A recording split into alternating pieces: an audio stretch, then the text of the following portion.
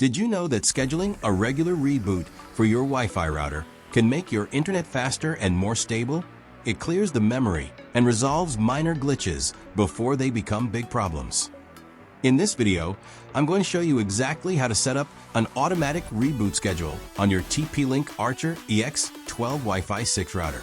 It's a simple process that you can complete in just a few minutes. Let's get started. Step 1. Login to router web interface. First, you need to log into your router's web interface. Make sure your device is connected to the AX12's Wi-Fi network. Then, open any web browser and type tplinkwifi.net or 192.168.0.1 into the address bar and press Enter key. You will get router login page. Use login password to access router settings. Once you're in the dashboard, we need to go to the right section. Click on the Advanced tab at the top. Then, in the left-hand sidebar, look for System Tools and click on it. Inside that menu, you will find the option for Reboot. Click on that to open the configuration page. Now, you'll see the reboot schedule settings.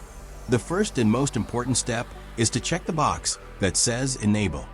Now set reboot time. Select Repeat every week, every month, or every day. Select Day for reboot and save settings.